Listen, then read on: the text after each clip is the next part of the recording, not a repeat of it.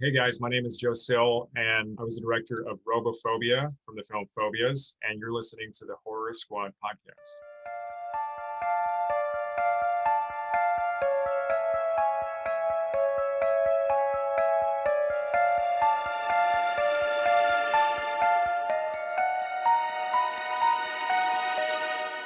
Hello, welcome back to the Horror Squad podcast. This is episode number 271. Tonight we're talking about Joe's birthday pick, which is Inside, a French film. I'm one of your co-hosts, Todd. We have Joe, we have Steve. Guys, how's it going? Good. Joe, I'm very curious. Why this film for your birthday pick this year? Yeah, I mean, mainly it was because you and Todd hadn't seen it. So, and it kind of shocked me because, like, I felt like when this one came out, it was kind of had a lot of buzz in the horror community and whatnot. So I was shocked. So I was like, these guys need to see this movie just because I feel like it's very brutal and very gory, and I just wanted to kind of get your reaction to it all. It's always kind of been one that kind of stuck with me too throughout the years as kind of being maybe one of the more brutal horror movies, I guess, gore wise, I've seen in this kind of decade, or like the past like 20 years. So yeah, I'm just interested to hear. I don't hear like a lot of people talk about it either. So I was really interested to hear like, people's thoughts on it. So that was the main reason. I had a couple other ideas too. I mean, it's always hard to pick a foreign horror film just because you don't know, especially for the listeners. People are pretty stubborn, I guess, about watching movies with subtitles, which you shouldn't be, because some of the best horror movies I've ever seen have been foreign. So I definitely, recommend, it's just a little bit of reading. It's not so bad once you get into it. Yeah. So I look forward to it, and I hope more people out there check it out as well.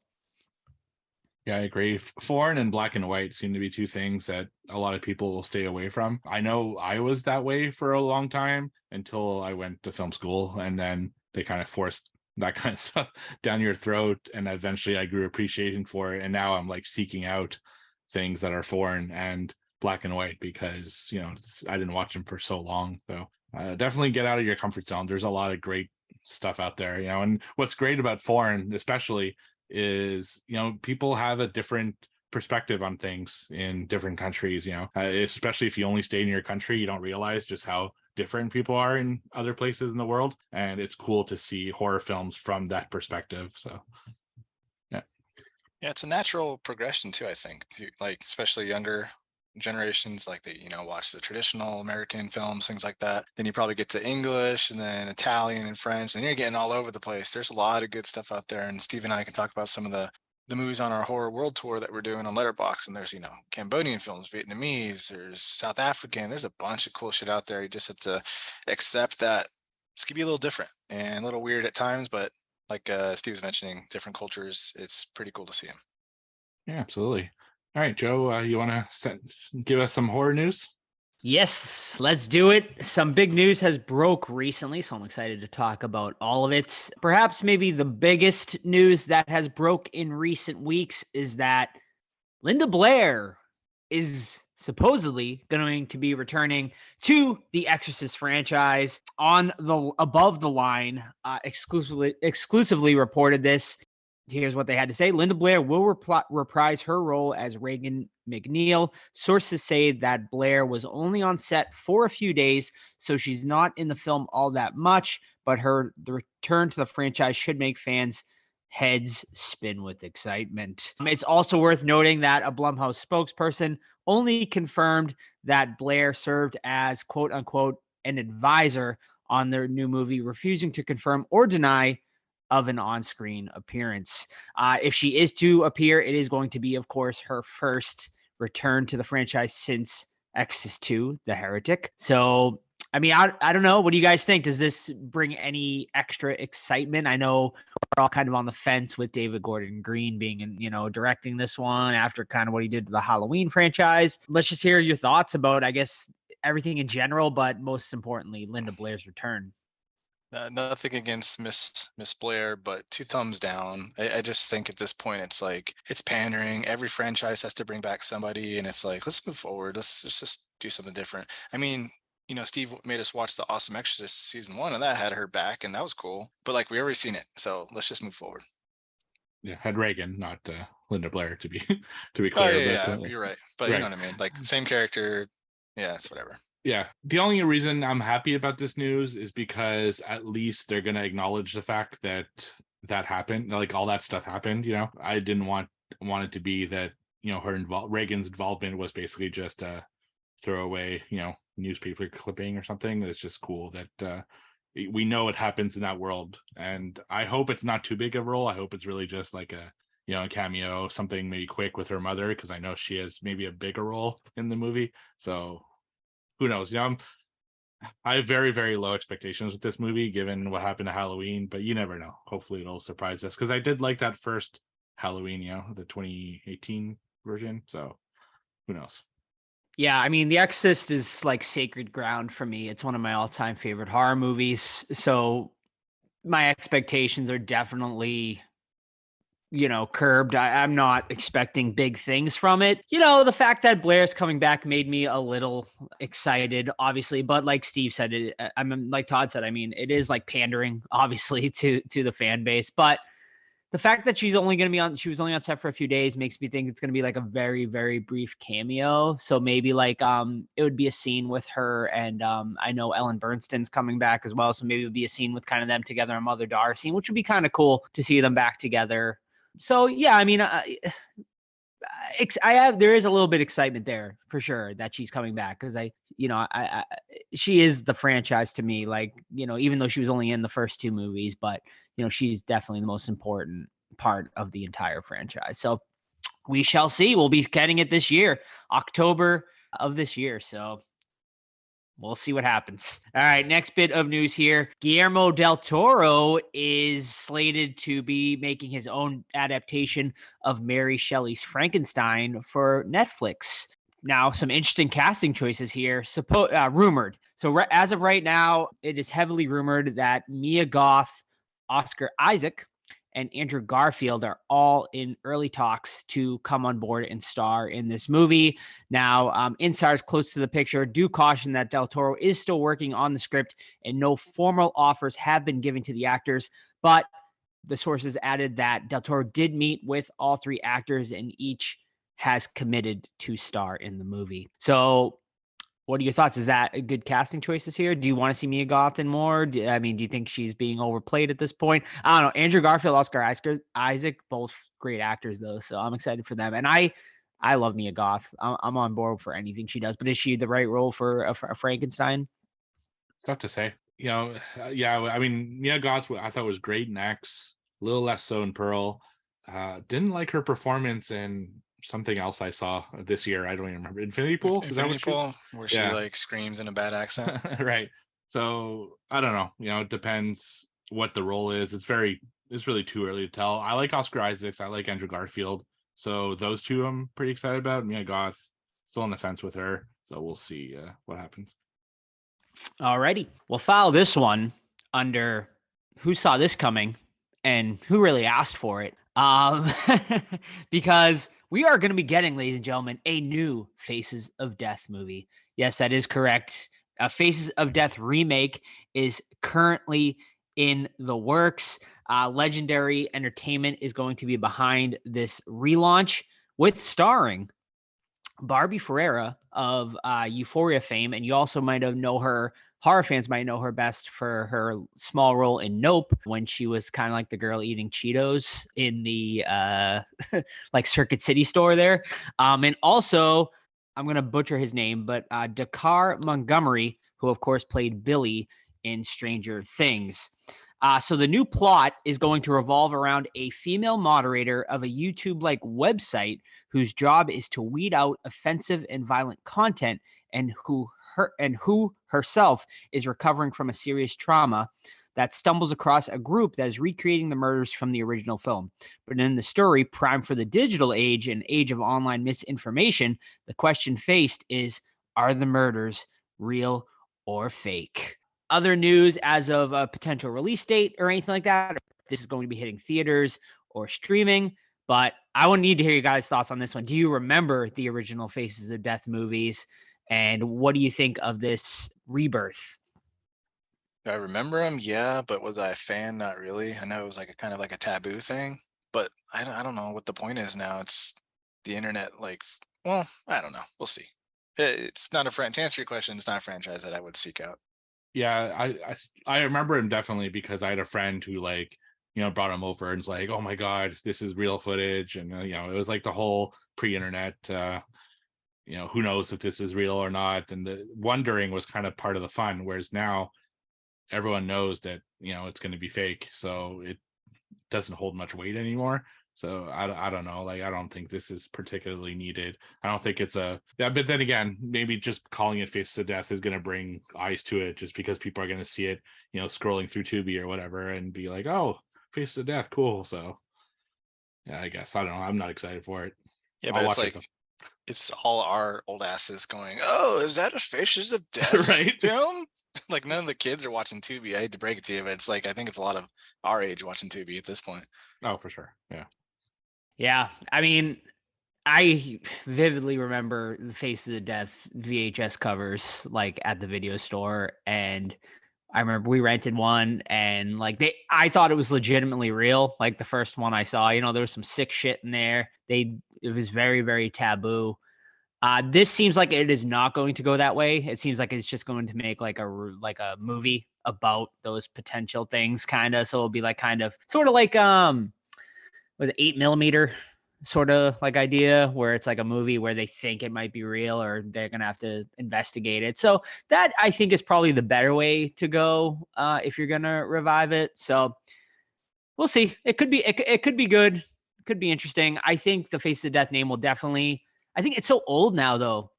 So it's definitely going to bring in people our age. I don't know if it's going to bring in the younger crowds, but it does, and that's probably why they're bringing in the girl from Euphoria there, and Billy, because he's kind of a heartthrob amongst the young crowd. So I guess you get the two young actors here, and then bring in the Face of Death to the older people. So we shall see. Will Billy have his little mustache? Is the real question. He has to. Is that his trademark? It needs to be. Yeah. Will he be banging any moms? Potentially. We'll see. Stay tuned. Yeah. Stay tuned. Can we back it anywhere, Steve? Yeah, right. Exactly. All right. Next bit of news here is the Poltergeist franchise has been kind of dormant for a while now. Well, Amazon recently acquired, of course, MGM, for those of you who may or may not know, and they are prioritizing bringing back the Poltergeist franchise, potentially a TV series. We don't really know yet, but in a recent interview, Jeff Snyder, who is a popular journalist, commented about this. He's noted that the Poltergeist situation is currently complicated by the fact that Spielberg would likely need to be involved. But he said all this stuff is currently kind of up in the air. Amazon is still figuring it out. But what we do have here is that it is considered a priority at Amazon Studios. So what do you guys think? Would you want to see, I guess, a TV series? Would you want to see a movie? What do you think the best way to bring the Poltergeist franchise back to life? I'd personally go movie route because it's easier to watch one of those opposed to an 8-episode arc. But yeah, once again, not really a franchise that is super popular with me. First one's obviously good, but I don't think I've ever seen 2 or 3, or the remake. So yeah, we'll see. The remake is so bad. It's so fucking bad. It's really, really terrible. Yeah. Who's the guy? It's got Ethan Hawke, right? Or no. No, it's got Sam Rockwell. Yeah. Sam Rockwell. There you go. He's a good actor too. He is a good actor. It's just the movie just wasn't it. I actually personally would prefer a TV show. Something akin to like Haunting of Hill House or like that kind of series where family moves into a house and it's haunted and it's a slow progression to all the stuff that happens. Something short, like a limited series, 8 episodes or something like that. I'd watch that. I think the movie, it's been done now, so I wouldn't necessarily want to see another movie. I think TV show would be the more interesting route to me personally. Yeah, that's a tough one. I guess the TV show route might be more interesting just because they could probably do more with it and whatnot. Yeah, I would recommend Todd checking out part 2 because I think part 2 is great. Part 3 is quite terrible as well. Now part 3 is really weird though. It's interesting because Carol Ann, the actress that played Carol Ann, actually died while making part 3. So like literally like the actress changes like in but like you can only see like the back of her head type thing. Like they were able to reshoot it, but so it's really fucking bad. But 2 is actually like a really, really good. So I definitely recommend checking that one out if you can. We'll see. I mean, I think they can do a lot more with this franchise. So I think they can do some really cool stuff with it. So I would like to see a return one way or the other. Just don't do another shitty remake like they just did. All right, next bit of news here. Really quick bit of news here, but that is that Jordan Peele has announced the release date for his 4th horror movie. And get ready for Christmas Day, ladies and gentlemen. You can go out, you can have your Christmas, early dinner, and then head out to the theater Christmas night. December 25th, 2024 will be the release of Jordan Peele's 4th horror movie. No details. Obviously, it's still pretty far out. No details as far as plot, anything like that. But it is going to be coming. We'll see. Definitely Christmas related. I hope so. Maybe. I really hope so. I think that would be so cool. If I were a established horror filmmaker, I would definitely make a Christmas movie, because I feel that, with Christmas movies, even if it's bad, people revisit it every year, whereas other movies, they kind of get lost in time. Christmas movies always come back, right? So and the horror Christmas movie, I mean, there's a lot, but there aren't a lot of like really, really good ones, So I think I'd love to see a Jordan Peele take on Christmas. Let's hope. Tonight's movie I picked, Christmas movie, sort of. I mean, it takes place on Christmas Day. Is it coming out next year, Christmas? 2024? 2024, yep. Oh, fuck. That is a bad time. Like, I don't know why the fuck you do that, but... Is there a lot of stuff coming out? It's Avatar 3. And as much as people will say, no one cares about Avatar, people care about Avatar, apparently, because they are one in 3 biggest movies of all time, so... Yeah, weird timing. Yeah, but if anyone can do it, it can be. I think he's a moneymaker in the theater. I mean, not Avatar moneymaker, but all of his movies have done like really, really well. So we'll see. And I'm assuming Avatar will come out early December. So like he'll have the weekend before. Oh, okay. Well, shit. Maybe it might get pushed then. Maybe they haven't realized it yet. So we'll see. All right. Next bit of news here is keep your eye out. This is just a fun little Easter egg. But keep your eye out for Bruce Campbell in the new Evil Dead Rise movie. The director did tease that he is somewhere in the movie, and if you can find him, he will pay you $50. So apparently it is going to be maybe something very off the cuff, unique or something like that. But horror fans will definitely pick this up, I'm sure, some way, somehow. It could be something like Matthew Lillard in Scream 5, how he was like the ghost face in the trailer or something like that, and you're never going to fucking notice him until someone reveals it. But Bruce Campbell is going to be in there some way, somehow. I fucking cannot wait for Evil Dead Rise. It looks awesome. Early reviews, take them with a grain of salt, obviously, but have been crazy, like overwhelmingly positive on it. So we'll see. Get excited, people. Very soon it is coming. And we are covering it, FYI. Oh, definitely. We decide that's our next theater movie. Mm-hmm. Yeah, can't wait. It's going to be awesome. All right, just a couple more bits of news here. Quick ones. The second season of Last of Us. You're going to have to wait a little bit, folks, as it has been announced. We are not going to be getting the second season of The Last of Us until late 2024, early 2025. So it is going to be a bit of a wait. What do you guys think about this? Is this it's weird to wait that long when it's so hot right now. Do you think because it's so hot, they can do that? They can do it and get away with it? Or do you think too much time is going to pass and it's going to kind of cool off the fan train? I mean, there's 8 years between the games or whatever it is. So I think because it's based off another medium, it won't matter. Usually that would be the kiss of death for a show if it takes too long between seasons, but I think there's almost an exception for something like this. So I'd rather them take their time and just do it properly as opposed to rush it and get it out next year. So I'm fine with it. Yeah, they need time to rewrite the sequel game, so take your time with that. Correct the errors of the game. Are they also stalling because they're out of material after? They're Game of Thrones it. Come on, Neil Druckmann, make part 3 so we can continue this story. Yeah. All right. Well, we'll keep you up to date on all that. And just a couple more little pieces here. File this one under.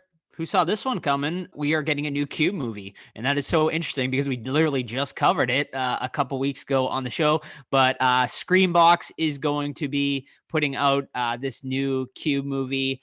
It is going to be a Japanese remake, actually, and it is going to be hitting Screambox exclusively on April 11th. The newest Cube takes a deeper, darker, and deadlier look at isolation and gore, and follows a group of strangers who find themselves trapped in a sadistic maze without remembering how they got there. After waking up drugged and disoriented, the prisoners, who seemingly have nothing in common, find themselves in a mysterious room. Blah blah blah. We've seen them. We kind of know what to expect. But yeah, I don't know. Are you guys excited for another Cube movie? Well, not really, to be honest. Having watched Cube 2 and 3, but also, just for the record, it's also out on VOD the same day. So if you don't need Screambox in this particular case, and it's already out, it's out in Japan, just where the American release is coming up. So, but I don't know. It looks kind of to be the same. I'll watch it if I see it somewhere, but I don't know. Not that excited about it. Yeah, same. I'm not going to go out of my way, but I do like Japanese films. They have a certain charm to them. So yeah, I think 2 and 3 can definitely be improved upon, and 1 as well, since we covered it. So yeah, what do you guys think make it better? Joe, you want more explanation, or you want more gore, or a little bit of everything? A little bit of both. I think, my two main complaints were, like we needed more explanation, and also I think they could have ramped up the kills and gores. And I think the Japanese are probably the best thing as far as gores and kills. The Japanese really know how to do it well. So I think they'll probably definitely improve on that. Now, whether they're going to stick to sort of the original movie and not explain much and keep it secretive, we'll see. I agree. Yeah, it needs more gore, I think, is really the ultimate thing. And I think they need to explain more, because the first one didn't explain that much. So it's like, you need to give something new. You can't just rehash a mystery again. So I think they need to put it further. Alrighty. All right. And I exclusively put this one in for the two of you guys because the George A. Romero Fund needs your help, ladies and gentlemen. They are looking to fund a completion of a once lost short film of George's from 1963. The name of the film is Elegy. So they went on to explain, at 23 years old, George A. Romero implored his uncle for a new Bolex camera. His uncle gave him $5,000 to purchase it with his new friends, Russ Strainer and Richard Ritchie, who you might recognize from Night of the Living Dead fame. They shot a series of short films, all thought to have been lost. One of these films, now entitled Romero's Elegy, was found and is looking to be restored. It is a 21-minute film shot in Pittsburgh in 1963, shot without sound or dialogue. The original intention was to add music and poetry to it, but it was never finished. So they are looking to raise $10,000 by the end of this month to complete this short film, and any donations, $2,500 or higher, will receive an executive producer credit. So just head over to the George A. Romero Foundation's website to learn more and to donate and get this movie made. What do you guys think? 10,000 to add sound and restore and poetry and restore. That sounds like a fucking scam to me. Like, what are you using 10,000 for? You? I don't know, because if it's filmed on it's going to be filmed on film, right? And the process to digitize and clean up film is actually pretty expensive. So don't burst my bubble, Steve. I could see it, yeah. But although I gotta say, I know 2,500 sounds like a lot, but just to say you executive produced a George Romero film is pretty cool. So that's all. Are there other perks that you know? You're going in. Steve, wheels turning. There might be other perks, but I don't know. I didn't click on the website. What was the website again? Give me the website. I'll search it. It's just search the George A. Romero Foundation, and it's his website. I'm sure it'll pop right up. As far as this though, like I know I 100%ed George's stuff, and then like a month later, 2 more mystery films popped up that were having to be short films as well. So this is gonna be a third one that I have to track down now. He's like Tupac, he just keeps releasing stuff post death. So maybe he's on an island with Tupac and Elvis calling it now. Right, there you go. It is pretty cool though that like they're still finding stuff of his and trying to get it released. That's pretty awesome. And that is it for horror news this week. So thank you, everyone. Oh, Joe, no bummer news before we shoot it to our sponsor. Go ahead. Yeah, so thank you very much. It's a fun segment as always, keeping everyone up to date with the news. So before we get to our What Watch segment, let's hear a little bit of a word from our sponsor, Deadly Grounds Coffee. Everyone thinks because you're a zombie, you don't know good coffee. Well, they're wrong. There's only one brew that gets my seal of approval. Deadly Grounds Coffee is my guilty pleasure. The aroma is so intoxicating. It brings all of my neighbors out of the woodwork. Deadly Grounds Coffee. Coffee to die for and zombie approved. It's good to get a little deadly. Use the front door! Oh, they're so disgusting. All right, what watched? I will go first because I watched one in honor of Joe. A couple weeks ago, I bought a film that's doing the rounds on social media called Kill Her Goats. Came out in 2023, first time director. I'm like, cool, goats, Joe, love story, right? So I got it, grabbed it, got the special edition Blu-ray, came with the sign, blah, blah, blah, blah, blah. The movie is not good. So I was once again fooled by some very good guerrilla marketing by the horror people out there. Man, okay, Killer Goats, right? What do you think about when the title Kill Your Goats hits you? Goats, or Kill Her Goats, or they're on a farm or something. No, they're not. So the story follows some very good looking women. I'll start that off. All the women are extremely good looking, so that's a plus. They all get nude very frequently. There's a part in the movie where there's a shower scene, cut to like, hey, what are you doing? Cut back to a different shower scene, which I'm about. But as far as the movie goes, man, it's like one goat walks by in a scene, and then at the end it walks by again. I'm like, that's the fucking Killer Goats thing. The killer has like some goat horns on, but he's only in it for a little bit, right? There's like at the start of the movie, there's very, very solid kill, which is awesome. Kane Hodder plays the killer. Clearly it's him in the scene. And then the killer is played by someone clearly different throughout, right? And then Kane Hodder pops up in another scene. So I'm like, what the fuck are we doing? But I clearly only got him for a few days, whatever it was. So it's very low budget. Its claim to fame, it's all practical kills that everyone's getting murdered. Now it doesn't happen either. Like there's kills in it, sure, but some of them are really good, some of them are terrible. But the worst thing about this is how boring it is, man. Like when you're an indie slasher and you're toting like practical effects, like let's see the practical effects, let's get some sweet kills in here. But instead we're treated to the girls and all that are literally just hanging out, right? There's one character that narrates every fucking thing that she does, dude. She has to go get a drink. She tells the audience, I'm gonna go get a drink. She has to go in the house. She tells us, the audience, I'm going to the house. But to add to that too is that every scene is shot from multiple different angles. So we're talking like 5 or 6 cuts on 2 characters that are sitting on a couch, a love seat, watching a film, but that's cut 6 different ways, right? So we're constantly jumping back and forth, and it makes you like feel a little bit sick because it's like boom, boom, boom, boom, boom. Add to that, not only do they have 6 interior shots, but you have exterior shots as well. They go to like an outside window looking in, but the killer's not even there because we know where the killer is.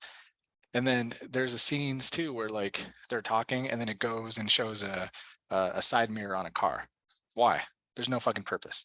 Or they're talking and then it shows the front door. Why? There's no fucking purpose. And it's just like full of just boring nonsense that you're just waiting for someone to take their shirt off, And then once it happens, you're like, okay, what's next? Nope, no kills. We're just gonna have more talking. So Killer Goats, terrible title because it doesn't deliver in the movie, and then it just gets fucking awful at the end. When kills start happening, it just becomes over the top stupid, where characters turn on each other for no reason and start killing each other. It's just like doesn't make any sense. So Kill Her Goats.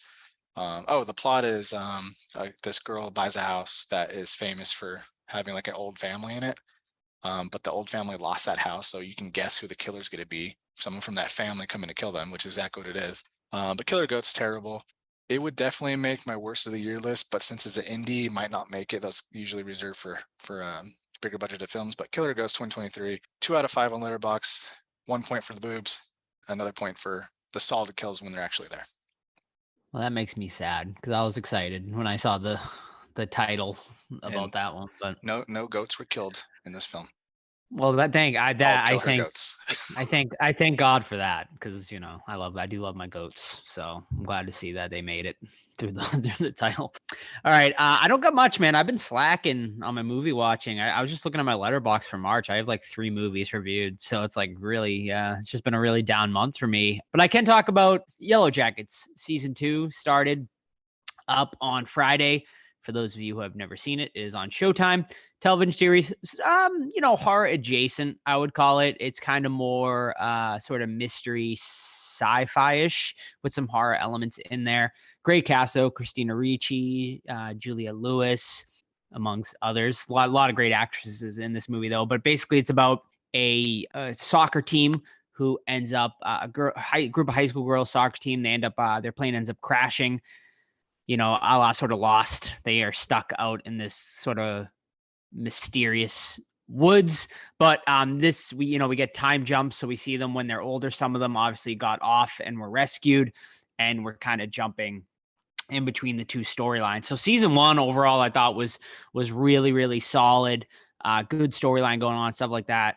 Ooh, first episode of season 2 was a bit rough. I was quite disappointed with it. I mean, I'm hoping it's going to improve, but there was some really just piss poor writing in this first episode. A lot of just really convenient plot devices and just lazy writing, essentially, is what it comes down to for me. Yeah, and I hope it improves, obviously, because I have been enjoying what I've been seeing for the most part so far, but a rough start to season 2 in my opinion, but we'll see how it does and how it picks up. I'm not going to do like an episode breakdown, but at the end of the season, I'll do a season breakdown. Cool. So my first one this week is a movie. So I'm doing a thing for a month where I'm going to watch one Psycho film every week and review them on a podcast. Talked about Psycho, like the original Psycho last week. So this week I am up to the sequel, which is 1983's Psycho 2, which I watched over on VOD. So this one takes place 22 years later.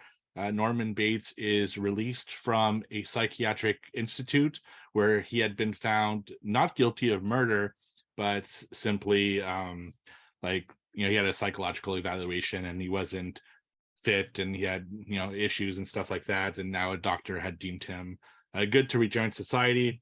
But I forget her name. Vera Miles' character, is it Marion, or was Marion the other one? Anyway, the one who survives as Psycho, she's mad about it, of course, because she killed her sister in the original Psycho, but he's free and that's just the way it is. So he goes back to the house in the motel and he's trying to rehabilitate his life. You have a pretty young Dennis Franz who's running the motel at that point, and he's like a drunk, and he turned the motel into like basically a brothel with drugs and everything.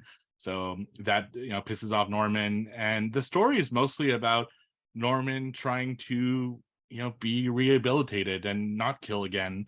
And all of a sudden he has a job at a diner that he has to have as part of his rehabilitation program, and he meets a girl there and they kind of strike up this friendship. But then all of a sudden kills start happening, and the whole movie kind of deals with, is he killing them? Because he's not even sure if he's killing them. He's thinking that maybe he is snapping and things are reminding him of his past and his mother and things like that.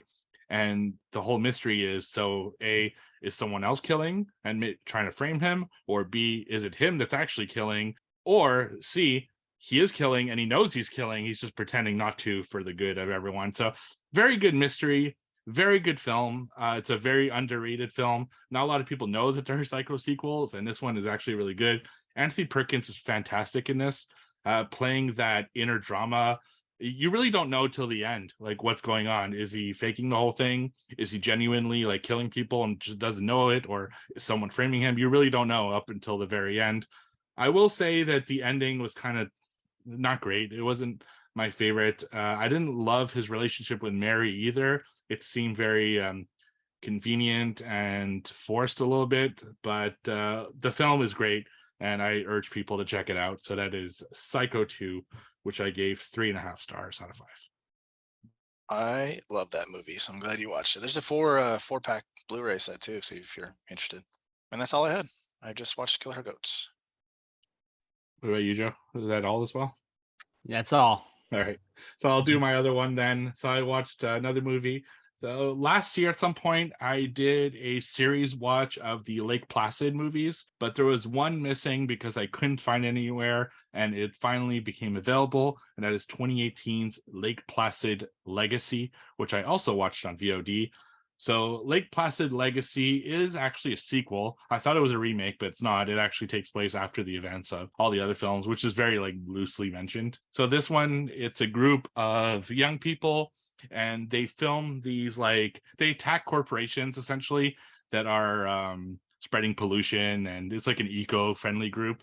And they're told about this facility that people are going to pay them money if they go there and do some stuff.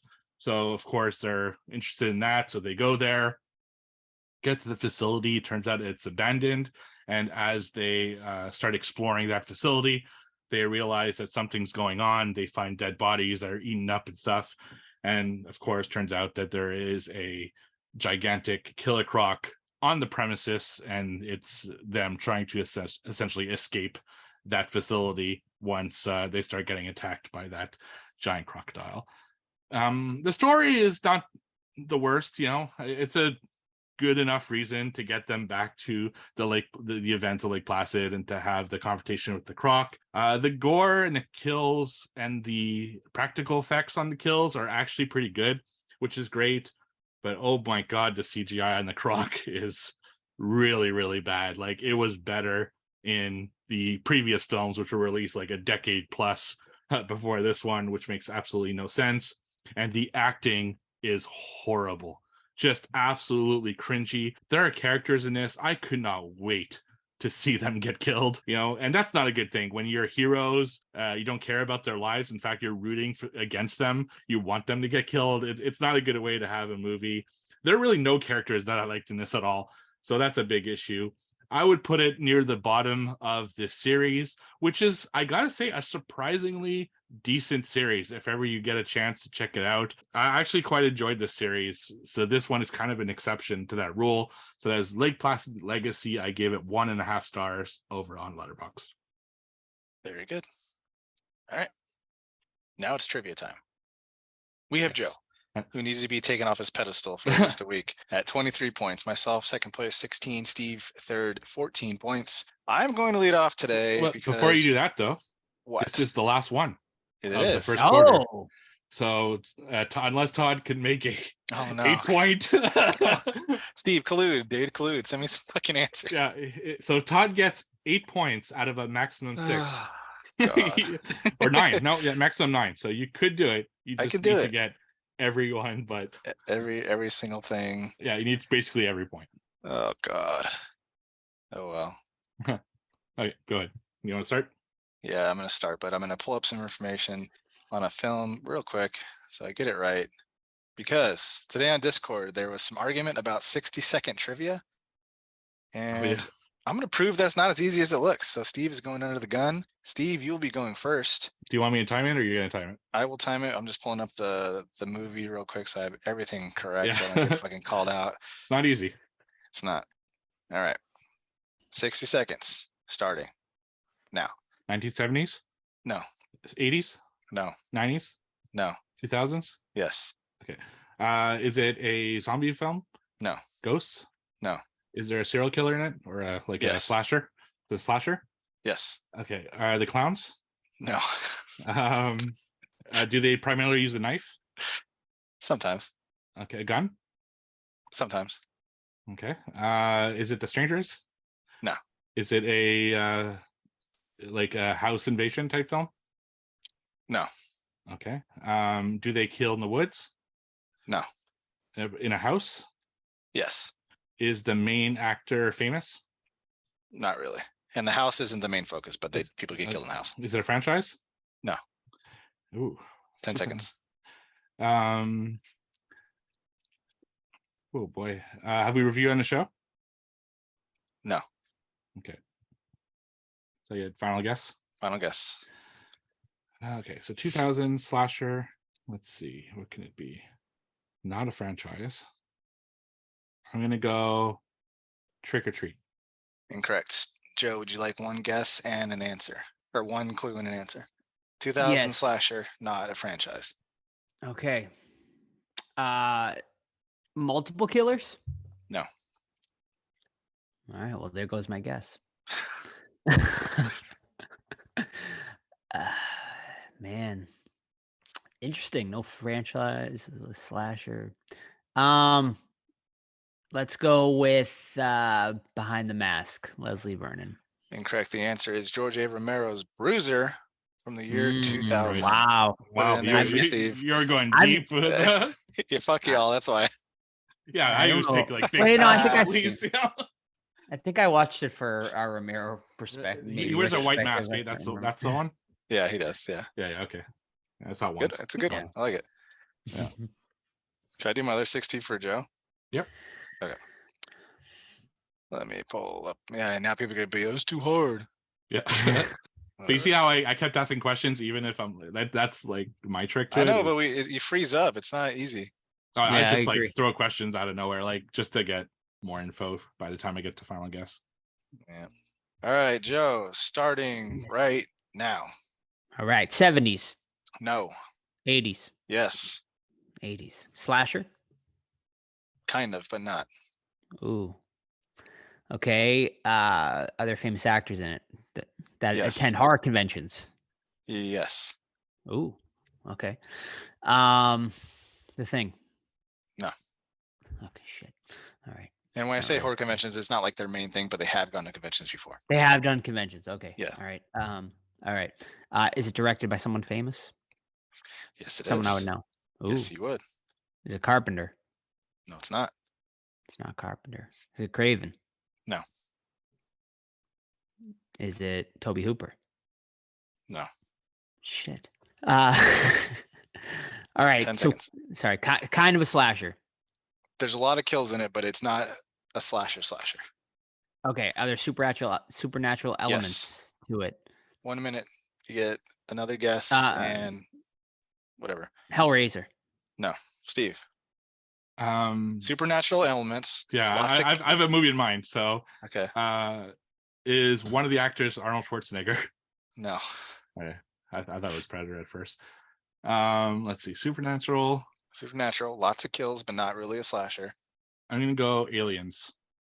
Incorrect. It is the famous director Stephen King, Oh. Maximum Overdrive. All Right. right. And you got Giancarlo Esposito, Emilio Estevez. They do cons sometimes, so yeah. He does. I met him. It's great. he did. Mhm. All right. I will All right. never ask a 60-second question again. Thank you. I'm terrible. I don't think I've gotten one right. Okay. All right. First one for me. Match the Killer to the movie. Okay. You would. Tonight we have Dr. Evan Rendell. The dentist. Incorrect. Mhm. That was gonna be my guess too. Doctors. Dr. Giggles. Correct. Oh, nice one, Steve. Steve gets it. Right. All right. So also a question that I've been doing a lot lately because I love this category. So guess the movie based off the parental guide on IMDb. Sex and nudity. Sexual innuendo with a text on a shirt saying just the tip. Violence and gore. A boy's leg is graphically bitten. Blood spills out of the wound. Okay. Profanity. In a scene, several obscenities, including but not limited to cunt and whore, are written on a wall in blood. Alcohol, drugs, and smoking. The drug Molly is talked about and dropped into a character's drink without her knowledge. Oh. Freddy versus Jason. Wrong. Now you have to wait. So Fuck. final scene, the final one for Joe. Frightening and intense scenes. Epilepsy warning. Around the halfway mark, there are flashing party lights, and later on, flashing lights inside of a haunted attraction. This is me partying. It's Look at my partying. I mean, it's Haunt. Wrong. You want one more guess each? Is it Sure. party epilepsy warning? You don't have to have another guess if you can't. If you don't Oh, have one. I want fucking score. That movie fucking Hell Maze or whatever the fuck it's called. No, Hellfest. no. No, and it's probably not the other one. Bloodfest. Bloodfest, Hellfest, Yeah. Fest. It's neither of them. The house is October built.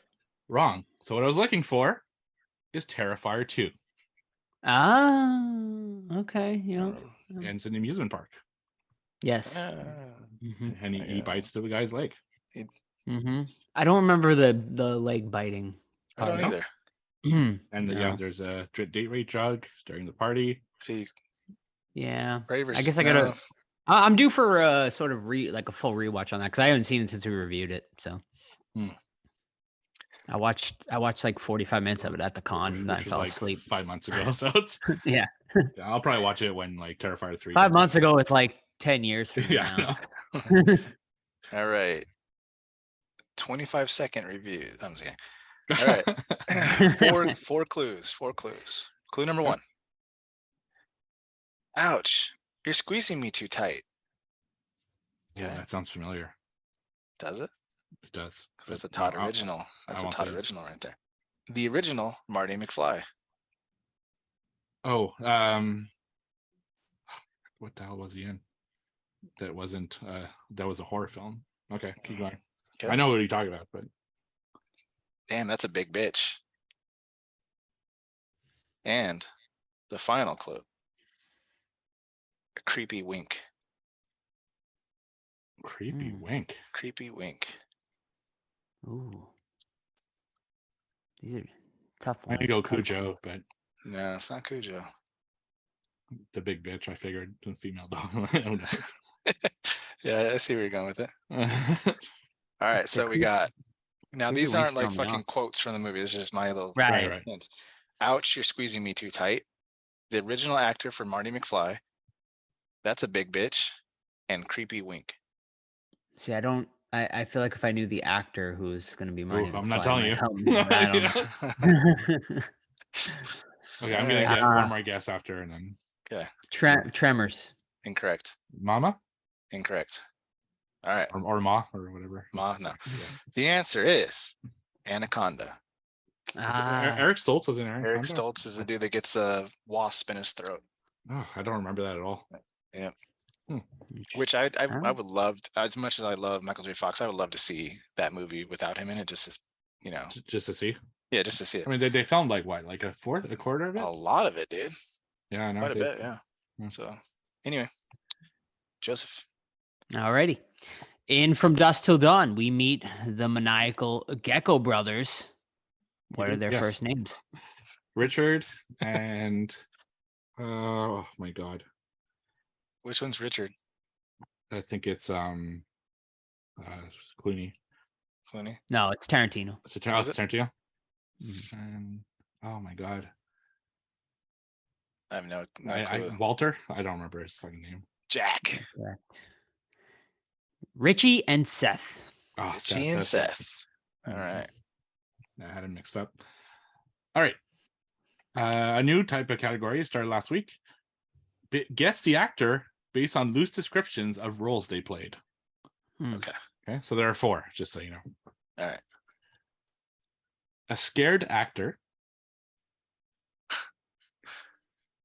an art collector, an exotic hunter. Okay, this last one is probably the easiest. You guys ready? Yep. Yes. And a burn victim. Oh, Robert Englund. Correct. So he played a scared Nice. actor in New Nightmare, an art collector in Wishmaster. Yep. Exotic hunter in the Lake Placid series, and a burn victim, obviously, in Nightmare on Elm Street. Very nice. Oh. Todd. Letterbox reviews. Clue number 1 of 3. Where can I buy the calendar for this with the pumpkins? So where can I buy the calendar with the pumpkins on it? Clue number 2. Now this is blank director's name I love. The opening scene, the score, the jawless title card. So I left out the director's name, by the way. Yeah, probably. Yeah, Yeah. I do that all the time, dude. Yeah. And then number 3. This ain't even a movie. Florida just be like that. Oh, god damn it! It's a Crawl. Incorrect. Hmm. Where can I buy a calendar with pumpkins on it? Now, this is the director I love. The opening scene, the score, the jawless title card. This ain't even a movie. Florida just be like that. Joe, you got a guess? Those sound vaguely familiar. I feel like I've read those reviews, maybe, especially the Florida one. But yeah, no, I got nothing. No? I can't even think of a second one. All right. Well, the jawless title card is from Dr. Tongue, Day of the Dead. Florida is nuts, as you know. And then the calendar. That's right. at the title beginning card's of the looking film. at it. Yeah. Yeah. Okay. Day of the Dead. Wow. All right. I would not have guessed Day of the Dead from those. Well, shit. All right. I too have 3 letterboxed reviews. Oh. So let's get into it. I'm so happy I don't shave my legs. Cabin Fever. Correct. Yeah. Damn it. Yes. All The right. second one, Oh. this made me hungry for pancakes. Cabin Fever. And number 3, I'm never drinking water again in my Cabin Fever. entire life. Thank you. All right. Final one this week and for the quarter. Now I feel like mine went too hard today. Well, Um, Anaconda was easy. Well, easier. Yeah, easier. All right. French translation, which I think I'm going to retire for a while after this. So they're really hard to find, to find one that actually is different. All right. So French translation. In French, mort de peur. In English, scared to death. Scared to death. The Ring. Wrong. Good guess, La me peur. Oh. Scared. Scared to death. Gibberish French. La blah blah. I don't know. I'd say let's scare Jessica to death, but I don't think you All want right, that. so I'll give you a hint. See if you could figure out the clues here. I had a Okay. theme tonight. What the fuck was your other question? If you think about it, I'm not going to repeat them. Well, you have to repeat them now in spirit of Oh. the games. I don't want to redo the whole thing, but anyway, it's too obvious if I spell them out. Let's see. His last clue was Robert England. Yeah. And then, so A Nightmare on Elm Street. Wrong. And Todd, last guess. I have no clue. And his other one was actually I forget his first All right. question. All right, I'm just gonna tell you guys. So my theme for the week was Demio. Happy Birthday, Joe. I took Oh. his 3 characters from Monster Palooza. Robert England as Freddy, Oh. Terrifier 2 as Art, and this was Jeepers nice. Creepers. Nice. What is Love it. scared to death though? Jeepers Creepers. That doesn't make any sense. Well, Dang that's it. why I'm Dang it. retiring French translation. Too All difficult. right. Joe. Oh, it destroyed us. 24 points Woo. to 17 to Steve's 15. Oh boy. Quarter 1 was a trouncing. Oh, look at he's got look at him. He's fighting. He's throwing left hooks, right hooks, uppercut. He's fucking Rocky of the show right now. So he has to come up with our punishment films, which I'm not looking forward to. I guess we'll hear him this Yes, week. I'll find some good stuff on Tubi for you guys. Don't you worry. Oh, fantastic. Thank you. All right. Our feature film here, Joe's birthday pick, is Inside, a French film, also translated as A Lettre, directed by Alexander Bastillo and Julien Mari from 2007. Terror comes calling. 4 months after the death of her husband, a woman on the brink of motherhood is tormented in her home by a strange woman who wants her unborn baby. So we start this film with a young lady and a man driving their car, and we hear a voiceover saying something like, "Finally, I have my baby inside me. Nothing's going to take you away from me," something like that. And then boom, there's a car crash. We look over, the girl's all bloody. She's awake. I forgot to mention too that when the car crash happens, we see inside the womb as the baby snaps forward and, kind of looks like it's injured. Then we show the girl, she's all messed up, and we look over the male, he's slumped over in his seat. We presume he's dead. Flash forward, and she's getting checked up at the doctor's office. She's getting a little ultrasound and all that crap, looking at the baby, and she's scarred up and things like that. And we learn that her husband passed away in the car crash, and she's on her own. She's about to give birth. Actually, the next day they're scheduling it to come back and all that stuff. She meets with her mom, and they're a little bit estranged because obviously she's going through some tough times right now with the death of her husband and the almost birth of her child. So she wants to be left alone. She goes back to her house and she is accosted by a random woman that's trying to break into her house, staring through her glass at the glass window at her, things like that. She calls the police, who check it out and say, "Yeah, everything's clear, no one's around, but we'll do some patrols. We'll come by later," things like that.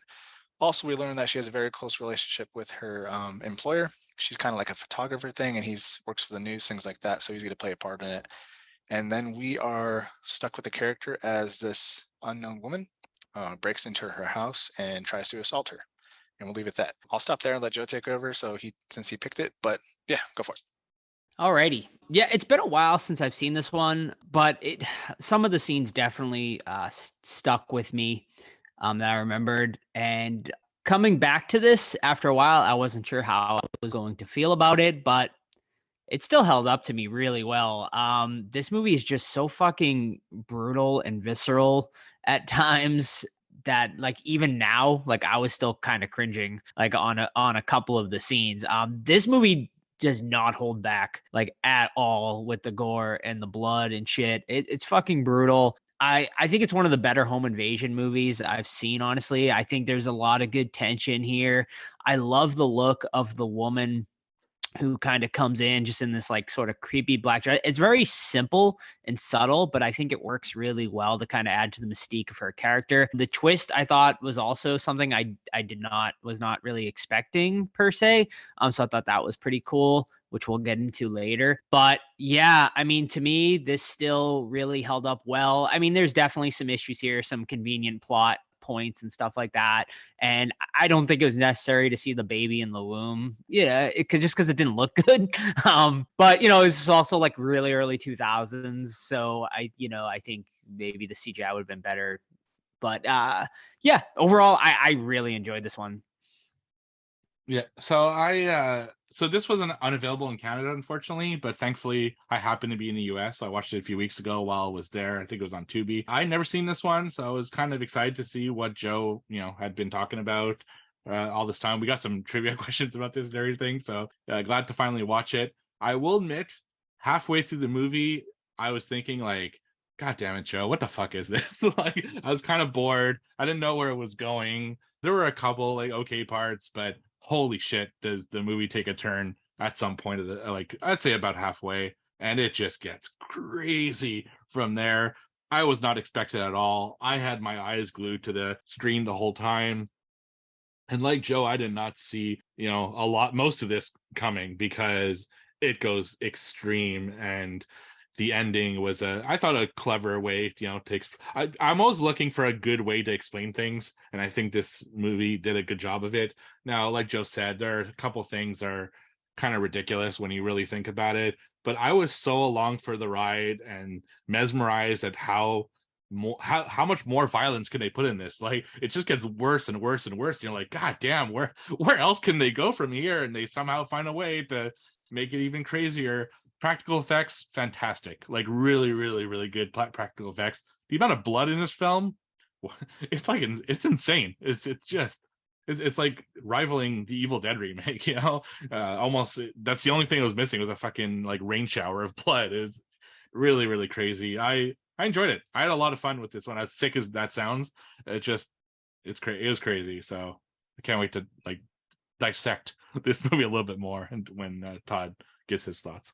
I just imagine Steve like cutting like a rare steak when she's putting the fucking scissors in her belly button to perform a cesarean on her. Like Dexter in his intro, making breakfast. Yeah.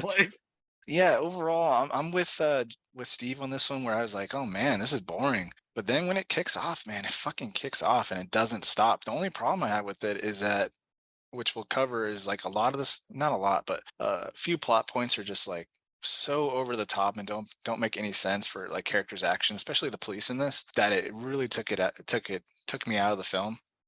But as far as practical gorehounds, fucked up, disturbing films go, like, you're gonna be disturbed, you're gonna feel fucked up, you're gonna like the gore if you're a gorehound in this. So definitely go out and check it out. But yeah, let's get into the bad. That's CGI, baby. Let's not do that. let's get rid of that to start. But honestly, like, this is gonna be really weird, a really small nitpick. You guys are gonna be like, what the fuck are you watching? But when she goes in the bathroom, her feet are filthy. And I'm like, why are they filthy? You're walking around your own house. Like, can we clean the setup, guys, please? It was fucking weird. Dude, she's pregnant. She no, doesn't have her husband anymore. You think they're she's the black. fucking? You They're think like- she's sweeping the house? Like, no. Like, give Her her a break, mom's over man. there. Her fucking dad's over there. Not her dad. Her Mhm. fucking whatever. I don't care. Right? Clean up the set. Um, but man, those cops were fucking dumb, dude. They were so fucking dumb. They have this guy.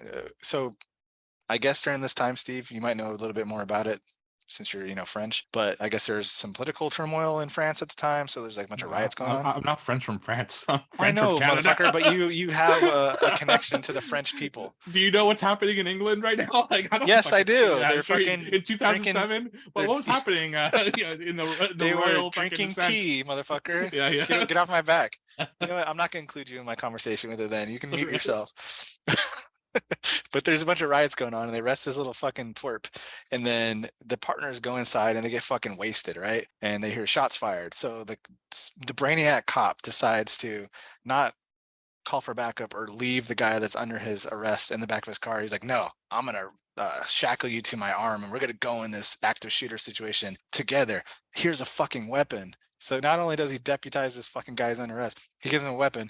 And then when they rescue the girl, quote unquote, they decide that the priority is not to get out of the house, but to go fucking turn the lights on. And he gives him, it's just fucking stupid. I can't accept that, but that's my main gripe.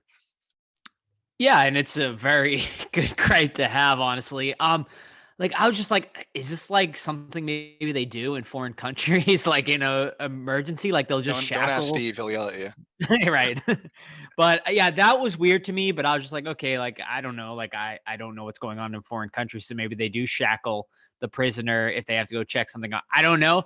I agree. Like you fucking leave the guy in the car. Like why are you bringing him in there? It's literally just like a convenient plot point, I guess, to have another brutal death and add another body, I guess, to the thing. But I agree. Like I honestly. I can understand though deputizing him at the time because from what I remember, they had him for like a petty crime. I think he was like vandalizing or something like that. So when you're in a fucking situation like that, like I could kind of understand the cop giving him the gun and when like, hey, watch my back, I'll watch yours. Like that kid doesn't want to die either. So I don't think the kid's gonna turn the gun on him, especially being shackled and be like, get me out of this, situation type thing. It was a very like panicky situation, and with the kid kind of seemed like he was just a young kid.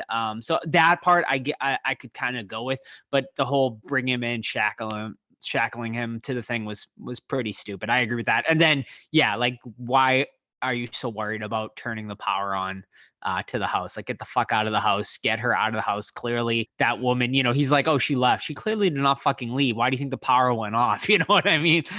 So yeah, it made for some really cool deaths though. So I will give it that. But yeah, it was very, that was definitely probably the weakest part of the movie. I would agree with you.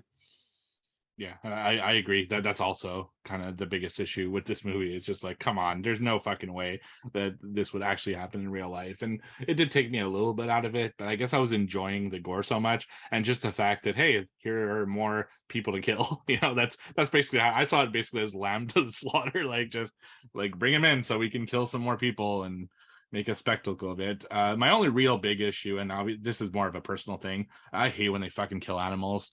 And especially they just like kill a cat for no reason. Really, there's no reason to kill that cat. It didn't add anything to the story. You're just doing it for brutality's sake, and I fucking hated that. Just absolutely gratuitous, and it almost like lost the point just for that. But outside of that, though, outside of those like movie issues, like I said, I enjoyed it. There's so much to discuss as far as the gore goes. And not only just the gore, but like there's a dream sequence where the baby's being born out of her mouth. Like just these crazy fucking scenes that are just, wow, this movie goes balls out. Was she having an affair with her boss? Is that like implied? I don't personally don't think so. No, like I just thought like they were kind of close after like the death of her husband. He was just kind of trying to be like more of a father figure. I didn't really get like that motherfucker is trying to swoop a in, sexual dude. affair. He may have been, He's but swooping in.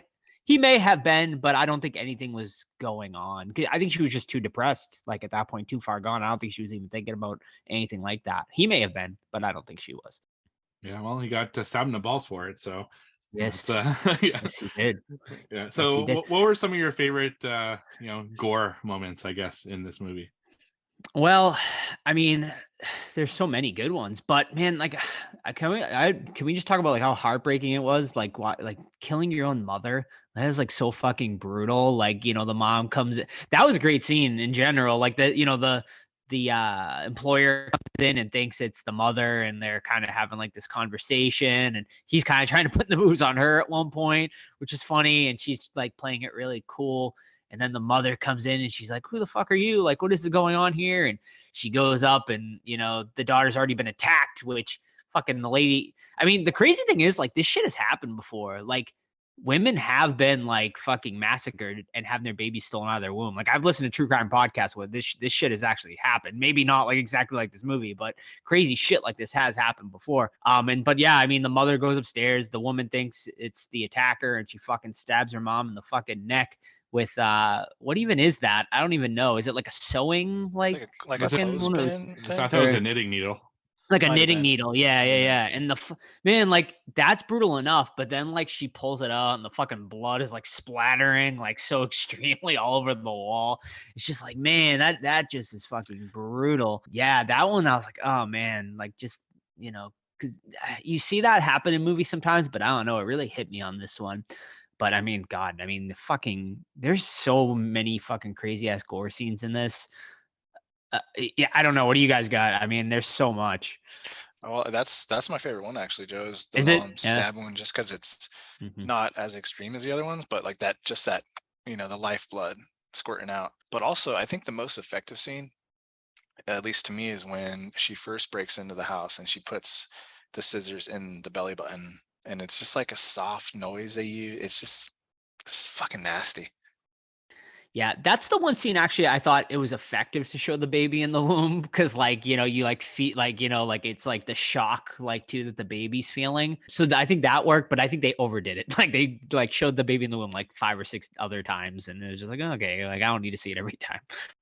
I love the kill on the boss, like stabs in the legs and then the balls and then the face, like just, and it was brutal, like the way they showed the face coming in when it stabbed. And then there were even like little things, like she stabs her hand and pins it to the wall, essentially. That was really like effective. And because the problem with home invasion movies like this is the majority of the film takes place inside the home, so how do you keep it interesting while staying essentially in the same spot?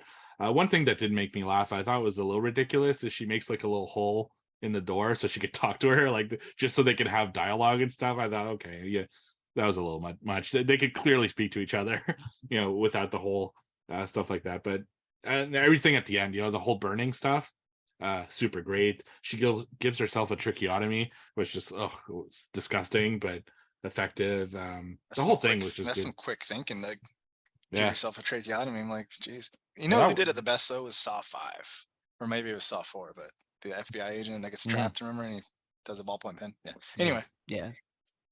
This movie's also brisk. Hour 18 minutes. It doesn't like overstay its welcome. It stays. Like I agree. I mean, the beginning is a little slow, but I mean, I understand they're building that character. Is her name Sarah? I think maybe is our main character. They're kind of building her up and stuff like that. So I was like okay with it. I do agree. Like there was like a little moment there where I was like, okay, like let's get to the point. But man, like once it like I'd say it's like maybe 25, 30 minutes in, like once you get that first knock on the door, like I was like fucking in, like glued to that screen. Like even like just like her like just being outside, kind of lighting up the cigarette and shit, I thought was like really creepy and effective. I think she's a great villain. Like I think she's great. She plays it really well, like cool, calm, and collected, and it's just she's fucking getting that baby one way or the other. And man, they weren't afraid. They were not afraid to fucking go there, man, because that end sequence is fucking insane. I mean, we can get into it, I guess. I mean, she fucking literally cuts this fucking baby out of this woman's belly, like, and they do not like hold back, man. You see the fucking her like literally cutting the scissors like up into this belly, and you think like Sarah's gonna get away and is gonna survive this, but no, man. Like they go dark, man. Like I said, she fucking kills Sarah, and she has that baby. And fucking talk about just terrifying imagery, like her fucking all burnt up at the end, just which is great. Like that burn scene is awesome too. Like it seems like Sarah's kind of done for. She fucking lights a cigarette, and Sarah fucking grabs the aerosol can and just burns the fucking shit out of her face. And yeah, but man, she wins in the end, man. She fucking gets that baby and is rocking back and forth with her, and you're like, oh fuck, like that. Just great fucking just creepy imagery, man. I love the makeup work on her burns, like were really, really cool. And we should mention that it turns out that she's The twist, actually yeah. the person from the other car in the accident, and she lost her baby in the accident, and that was actually her baby that we saw at the beginning in that awful CGI, which I thought was a great twist. You know, it was an effective twist. I mean, you know, it's the length that she goes to for, you know, revenge, and to have kind of the baby on her own. It's like outlandish, but at the same time, people would do crazy shit. You know, when you lose something like that in that kind of situation, people will go to really crazy lengths to do things. And I thought it was like fine. And that haunting imagery of her in the rocking chair at the end with the, you know, the baby, and she's all melted and stuff. It was crazy. Like, wow, it just kept getting crazier and crazier. And that was the perfect way to end it, because yeah, it was brutal. They did not hold back. You know, I always expected Sarah to survive, and she didn't, and that's how the movie ends. So you leave the movie with like, wow, that was fucking crazy. As opposed to, you know, if Sarah had won, maybe it wouldn't have been the same thing. You know, it would have been just kind of a regular ending, an expected ending. So I like the way this movie ended. Yeah, you know who would make a really good dream couple would be this girl and the guy from Don't Breathe. Like, seriously, hook them up together and then problem solved.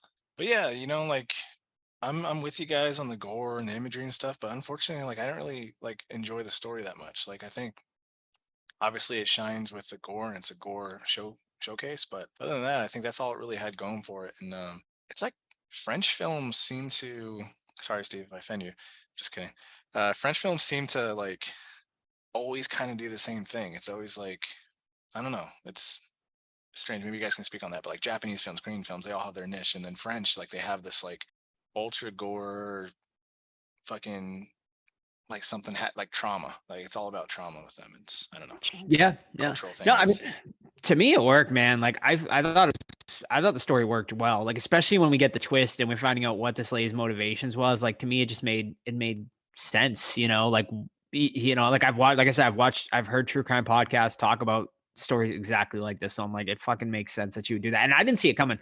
I thought it was just like I thought it was someone at the hospital, like a nurse at the hospital or something like that, who maybe was coming to get it or something, like some crazy nurse at the hospital. But I thought that was a great way to kind of tie it all together. Also, like the French in general, yeah, they do deal with traumas. And like, I would put this up there, like for me personally, like with something like Martyrs or something like Irreversible, just movies that are brutal, but also like tell a pretty good story too.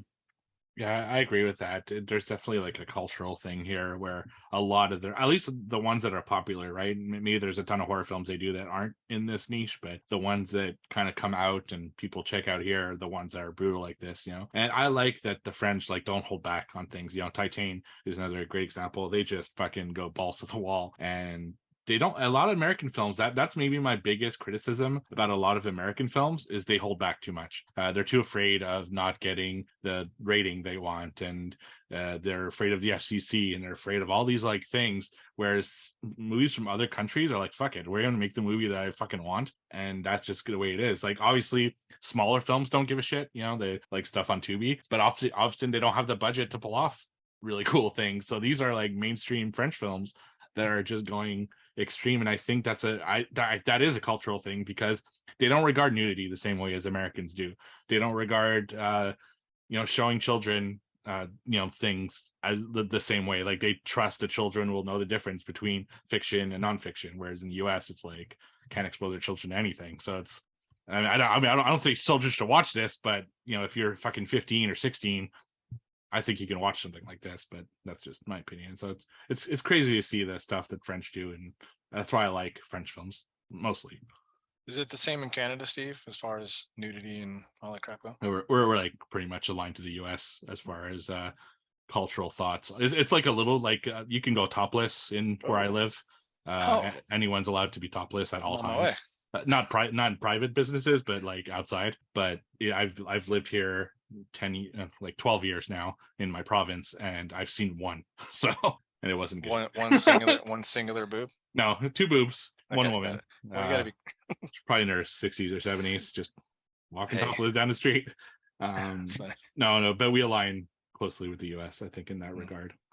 Yeah, because like High Tension whacks that fucking kid in the cornfield. Hmm. Raw was fucking like similar style, and yeah, it's weird. But Yeah, but if you go to like when I went to Italy, you could walk into stores and they have like porn, and it's just a regular like store. They really don't regard nudity the same way as No, not at all. Europe's North very America. different. Yeah. Like that's nude beaches everywhere. It's just Oh, yeah. to them it's just like you're born that way. That's natural. Like what the clothes Right. is not natural. That's something humans decide to this is my whole modesty thing. It's weird to them. Mhm. you know how you can spot the first timer at the nudist beach? This is a dad joke, I'm assuming. Yeah. All right, let's hear Todd's dad joke. He has a boner. There you go. Leave that in. I will. Hell yeah, I will. Rate it. Alrighty. Yeah, I mean, I picked this one, so I picked it mainly because I remember really liking it, and like I said, it really held up. Fucking brutal, visceral, gory as fuck, and a pretty solid story to go along with it. Obviously, you're here for the gore, man. Like it's fucking crazy. I still really liked this. It held up really well. I'm giving it a 4 out of 5. Yeah. I had it at a 2.5 out of 5, but after talking to you guys, I'm bumping it up to a 3. The gore is obviously fantastic, but I still think that's all it really has. And if maybe I was in the wrong mindset to watch a brutal pregnant woman being fucking hacked up film, so 3 out of 5. And I'm super fucking happy I watched this. I really enjoyed it. I had a great time watching it, and I'm with Joe. I gave it a 4 out of 5. I thought this was a great film. Not one I want to necessarily watch again anytime soon because it's so brutal. But I was along for the ride on this one, and I think it was a great pick by Joe. I really enjoyed this. Thank you. And I gotta say, yeah, I mean, this is definitely one like you want to show like your more hardcore horror friends that maybe haven't seen something like this, and you're like, oh man, you want to see something fucked up? Like, let's watch this together, and kind of see their reaction to some of the fucking crazy ass gore scenes. Because man, I don't know what these directors did. I didn't look them up like after this, but shit, I got to see what else they've done. Because holy fuck, like the practical effects in this were amazing, and I'm interested to see if they did more horror movies after this. Are you sure you want to know what they did, Joe? Because I'll tell you. It's not Let's good. see. Were they horror movies or no? Yeah, they did Leatherface from 2017 or something. Like Oh yeah, ooh, they went downhill, huh? Yeah, the Deep House from I think last year, maybe the year before, the underwater haunted house. Oh, I didn't watch It that okay, one. yeah. It's okay, yeah. They did a segment at ABC's of Death Part 2, which I don't remember which one, and then some couple other ones I haven't heard about. All right, so this was their best. Yeah, for from what sure. it sounds like. All right, cool. Oh, both ABCs of Death? No, this was their their first film. movie. Yeah, Oh wow. so Yeah, well they fucking killed it. Right. I also should mention there is an American remake. I have not seen the American remake. I've heard nothing but bad things about it though, so I don't think I'll ever check it out probably. Although I am kind of intrigued, to see like what they kind of changed up here. But knowing, like Steve said, Americans afraid to take risks, like I feel like she probably like kills the woman or something in the American remake or something stupid like that. Same with Martyrs. I've never seen the Martyr. I like usually like translating French to American remakes usually seem to ever be a good thing. Yeah, not a good sign. I looked up the parents guide just for fun, and violence and gore is at moderate. So yeah, that's not a good sign. Let's see, what's it sitting on Letterboxd right now? I'm curious. The remake, it's sitting at 2.1 over on Letterboxd right now, whereas IMDb's 4.6, and the original is at a 3.5 on Letterboxd. So yeah, that's a really solid rating. IMDb 4.6, but that's out of 10. So okay, yeah. So maybe skip that. Came out in 2016, the American remake. What we got next week? All right, ladies and gentlemen. So stay tuned. Next week we are going to be reviewing Cocaine Bear, the very wild and wacky movie. I'm excited for this one. Also, Ray Liotta's last movie, so it'll be good to see Ray in a movie for the last time. Yeah, I really have no idea what to expect for this movie. Obviously, more sort of like horror comedy, I guess, but I've heard the deaths are kind of brutal, so we'll see. So stay tuned. Check out Cocaine Bear. It is currently streaming VOD, so you can check it out on there. And Canadian viewers? VOD. Okay, also on VOD. All right, so yeah, go check out Cocaine Bear before next week. Steve, we got Movie Club coming up We do. today. Yeah, so the day that this episode is released, which is Friday the I don't know, 31st, maybe April 1st, I don't know, whatever this day is, the Friday is, we're going to do a movie club as we do every single month.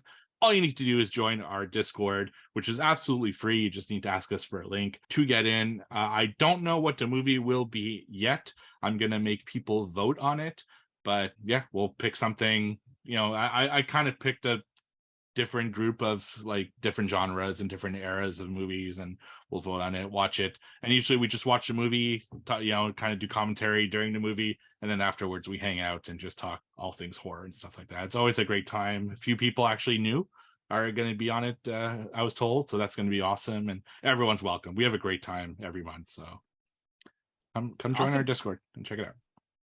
Definitely. Yeah. And of course, the best way to join the Discord, Facebook, Twitter, Instagram, just search the Horror Squad podcast and send us a DM through there. And you can join. We'll send you a private link to join the Discord. Like Steve said, completely free. Tons of horror channels to talk and chat over there. So it's an amazing time. So definitely come and join in on the fun of Discord. You can email us also anytime, the Horror Squad podcast @gmail.com. And I think that is about it, guys. So we'll see you next week for Cocaine Bear. Bye. See you. Ah.